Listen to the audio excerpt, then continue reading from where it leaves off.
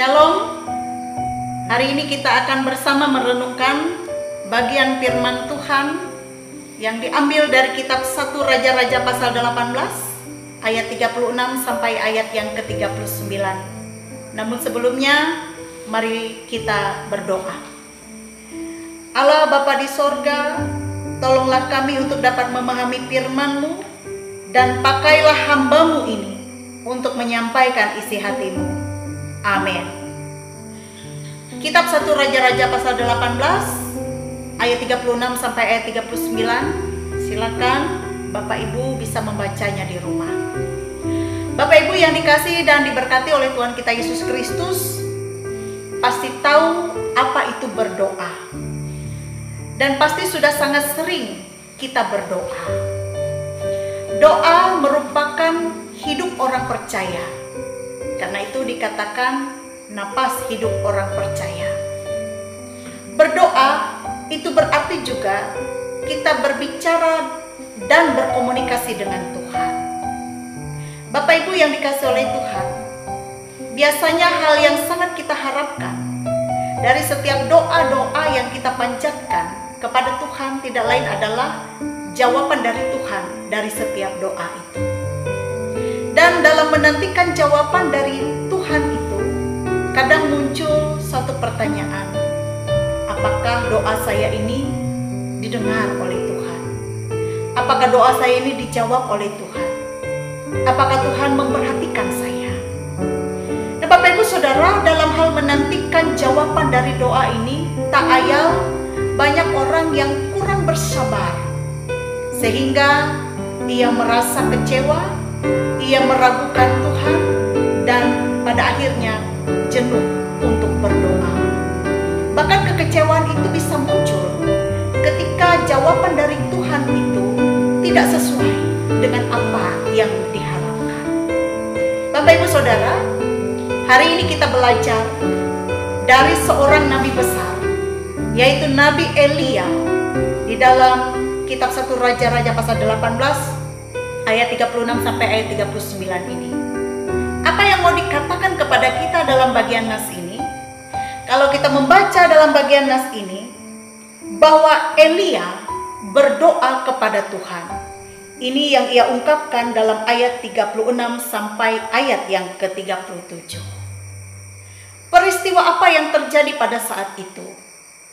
Yang terjadi pada saat itu, ketika itu Elia menantang nabi-nabi Baal, nabi-nabi palsu, menantang Raja Ahab yang menyembah dewa Baal. Bahkan juga Raja Ahab ini jatuh ke dalam dosa, ke dalam penyembahan berhala, dan juga diikuti oleh bangsa Israel, sehingga bangsa Israel pun turut berdosa.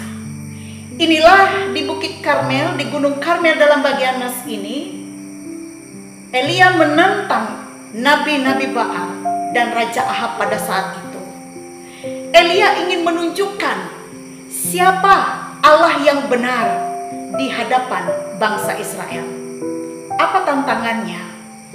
Kalau Bapak Ibu membaca sepanjang pasal 18 ayat yang ke-20 dan seterusnya, di situ kita melihat satu cerita yang menarik, demonstrasi yang dilakukan oleh Elia dan menunjukkan siapa Allah yang benar, melewati ia menantang siapa Allah yang dapat mengobarkan api di atas korban persembahan yang sudah diletakkan di atas kayu api itu.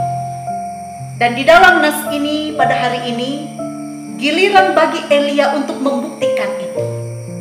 Apa yang ia lakukan? Ia berdoa kepada Tuhan. Apa isi doa Elia? Kita melihat di sini Bapak Ibu Saudara, yang pertama, bahwa Elia berdoa agar Allah menunjukkan dirinya sebagai Allah bangsa Israel pada saat itu. Dan yang kedua, Elia berdoa agar Allah membuat hati bangsa Israel ini bertobat kembali. Inilah isi doa Elia. Apa yang terjadi ketika Elia berdoa? Maka dijelaskan kepada kita ayat 38 dan 39 nas ini, bahwa doa Elia itu didengar. Doa Elia itu dijawab oleh Tuhan. Dan dengan dijawabnya doa Elia ini menunjukkan kuasa Tuhan di tengah-tengah bangsa Israel.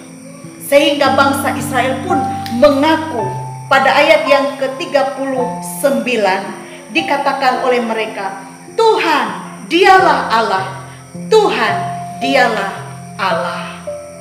Nah saudara-saudara, Bapak Ibu yang dikasihi oleh Tuhan, doa Elia dijawab di sini. Dijawab oleh Tuhan. Kenapa doa Elia dijawab? Mungkin ada yang mengatakan dia kan nabi, seorang yang diutus oleh Tuhan. Nah saudara-saudara, Bapak Ibu, kalau kita membaca dalam kitab Yakobus pasal 5 ayat 17, di situ berkata bahwa Elia adalah manusia biasa, sama seperti kita, tetapi doanya selalu didengar. Saudara-saudara, Bapak Ibu, doa Elia didengar di sini karena doa yang dinaikkannya ini muncul karena pengenalannya akan kehendak dan rencana Allah bagi umatnya. Doa Elia di sini adalah sebuah doa yang bukan sekedar hanya ingin memenuhi keinginannya sendiri, kemauan dirinya sendiri, melainkan doa yang selaras dengan kehendak Allah karena menyatakan pekerjaan Tuhan baik pribadi maupun umatnya. Ia berdoa untuk umatnya. Ia berdoa berasal dari keprihatinan hatinya kepada keadaan umatnya yang berdosa pada saat itu. Saudara-saudara, Bapak Ibu yang dikasihi oleh Tuhan, dan di hadapan Tuhan tidak ada perkara yang sukar baginya. Mujizat Tuhan terjadi, perkara yang besar terjadi, dan mendatangkan pengakuan Tuhan itu dahsyat dan luar biasa. Dari nas ini kita belajar, Bapak Ibu Saudara, bila saat ini kita sedang mengalami berbagai macam pergumulan hidup yang berat, seolah-olah kita merasa tidak sanggup untuk menanggungnya.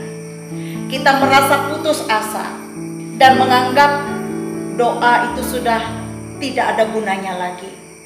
Hari ini kita belajar bahwa ingat, Elia adalah manusia biasa, sama seperti kita.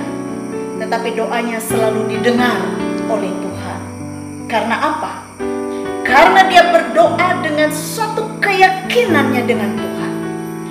Dia berdoa dengan penuh iman. Tidak ada keraguan tentang Tuhan. Dan ia tidak menyerah sampai ia beroleh jawaban.